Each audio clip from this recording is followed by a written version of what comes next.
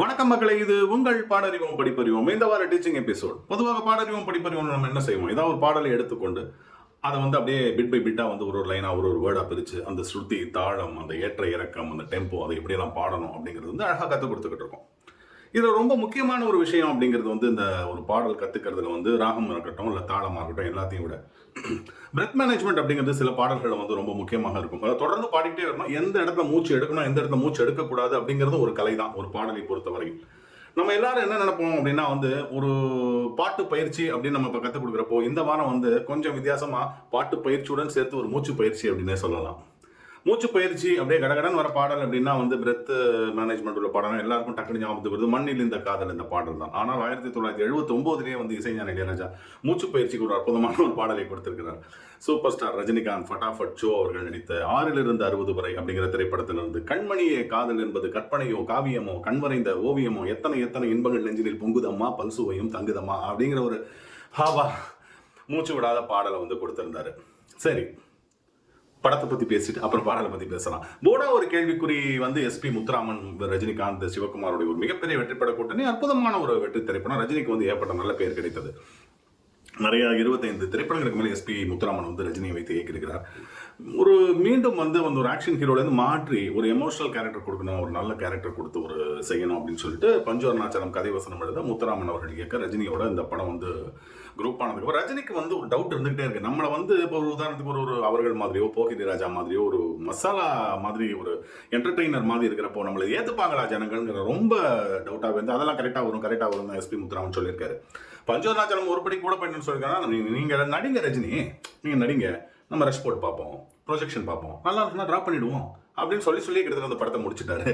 Chennai Midland தேட்டரில் வந்து கிட்டத்தட்ட 25 வாரங்கள் வந்து இந்த திரைப்படம் வந்து மிக வெற்றிகரமாக ஓடியது. ஒரு மனிதனுடைய அந்த ஒரு சின்ன வயசுலேருந்து கடைசி வரைக்கும் எப்படியெல்லாம் கஷ்டப்படுறான். அதான் முதல் இதில் வந்து தன் தம்பிகளுக்காக தங்கைக்காக வந்து ரஜினி வந்து முழுக்க அவர் படிக்காமல் வந்து கஷ்டப்பட்டு அவங்க மேலே கொண்டு வருவார். அவங்க யாரும் மதிக்க மாட்டாங்க. கடைசியில் ஒரு பணக்காரர் ஆயிடுவார், ஒரு புக் எழுதி அதை இறந்து போடுவார். அப்போ சொந்தங்கள் எல்லாம் வந்துடும் பணம் வந்ததுக்கப்புறம். இந்த ஒரு வாழ்க்கை பயணத்தை வந்து ரஜினி வந்து உண்மையாக வாழ்ந்திருந்தார் இந்த திரைப்படம் மூலியமாக அப்படின்னு சொல்லலாம். சந்தானம் அப்படிங்கிற ஒரு கேரக்டர் இன்னைக்கு ரஜினியை பற்றி எல்லாரும் பேசுகிறப்போ ஒரு முள்ளும் மலரும் 6லிருந்து 60 வரை கை கொடுக்கும் கை எங்கேயோ கேட்ட குரல்னு சொல்லுவாங்க. அந்த கேரக்டர் ரோல்ஸ் வந்து ரஜினி நிச்சயமாக செய்ய முடியும் அப்படிங்கிறத நிரூபித்திருந்தார். கல்கி அப்படிங்கிற பத்திரிகை வந்து ரொம்ப கிரிட்டிக்கல். அவங்க வந்து ஈஸியாக வந்து போயிருந்துட மாட்டாங்க. அவங்க எழுதியிருந்தாங்க ரஜினி என்ற ஒரு மிகச்சிறந்த நடிகனை வந்து அந்த படத்தின் மூலமாக பார்க்க முடிந்தது அப்படின்னு எழுதியிருந்தாங்க. இந்த மாதிரி கிட்டத்தட்ட படம் முழுக்கமே ஒரு போராட்டமாக இருக்கக்கூடிய ஒரு திரைக்கதையை வைக்கிறப்போ பாடல்களுக்கு வந்து இளையராஜா என்ன பண்ணிடுவார்னா ஏதாவது ஒரு பாட்டை வந்து டபக்குன்னு ஹிட் பண்ணி விட்டுருவாரு. அதாவது அவங்க வந்து ஏதோ ஒரு நல்ல ஒரு நேரம் வரும் இல்லையா, அந்த லவ் அந்த மாதிரி வரப்போ ஒரு பாட்டை ஹிட் பண்ணி விட்டுருவாரு. கண்மணியே காதல் என்பது இந்த 3 ஸ்டான்ஸா வரும், சரணங்கள் 3 இருக்கும். இது இன்னைக்கு வரைக்கும் இந்த பாடல் வந்து எல்லாருமே பிரமிப்பாக தான் இருக்குது. எப்படி தாங்க அதை வந்து எஸ்பிபி மற்றும் எஸ் ஜானகியோட அந்த மதுர குரல் அப்படின்னு சொல்லுவாங்க, கொஞ்சனம் போல இருக்கும். அவங்க 2 பேரையும் பார்த்தாலே அப்படியே கொஞ்சனம் போல இருக்கும். நம்ம எப்படிங்க பாடினீங்க அப்படின்னு குழந்தைய கொஞ்சம் அந்த மாதிரி இந்த 2 பேரையும் கொஞ்சம் போல இருக்கும். அவ்வளோ அழகாக வந்து ஒரு போட்டி போட்டு பாடியிருப்பாங்க. இது வந்து என்னதான் இருந்தாலும் முழுக்க மூச்சு விடாத பாடலாக இருந்தாலும் எந்தெந்த இடத்துல லைட்டாக பிரெத் எடுக்கணும் அப்படிங்கிறது ஒரு சின்ன அந்த ஒரு இது இருக்குது, அந்த என்ன சொல்ற ஒரு சாமர்த்தியம் இருக்குது. அந்த டீச்சிங் எபிசோட சொல்லிக் கொடுப்பாங்க. அந்த ஓவர்லாப்பிங்ஸ்லாம் வந்து அந்த காலத்தில் ரொம்ப பேசப்பட்டது அப்படின்னு சொல்லலாம். லா ல ல ல ல அந்த அதை முடிக்கிறப்போ அது முடிச்சுட்டு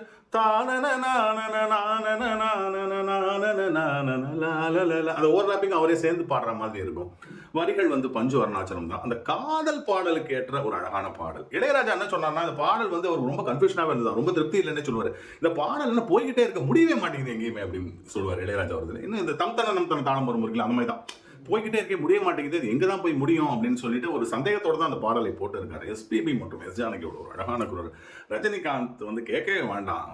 இந்த படத்தை வந்து வாழ்ந்திருந்தாலும் இந்த பாடல் வந்து ரஜினிக்கு வந்து இளையராஜா ரஜினி காம்போல் நிச்சயமாக வந்து பேசப்படக்கூடிய பாடல் தான். எல்லாரும் கவனிக்க வேண்டியது அந்த பிரெத் மேனேஜ்மெண்ட், எங்கெங்க மூச்சு எடுக்கணும், மூச்சு எடுக்கக்கூடாது அப்படிங்கிற இடத்துல வந்து சொல்லி தருவாங்க. மூச்சு எங்கே எடுக்கலாம் அழகா அந்த டைம் கேப்ல அப்படிங்கிறத கரெக்டாக கற்றுக்கிட்டா இந்த பாடலை வந்து ரொம்ப சிறப்பாக எல்லாரும் கற்றுக்கிட்டு ரொம்ப அழகாக வந்து எக்ஸிக்யூட் பண்ண முடியும் அப்படிங்கிறதுல எந்த விதமான சந்தேகம் கிடையாது. 6லிருந்து 60 வரை அப்படிங்கிறது இந்த திரைப்படம். இசை என்பதும் அப்படிதான். நிறைய பேருக்கு 6 வயசுல ஆரம்பிச்சு 60, 80, 90 வரை போய்கிட்டே இருக்கும். அதுதான் இசையின் மகத்துவம். வயது கிடையாது. இது கடவுள் அமைத்த மேடை. நன்றி மக்களே.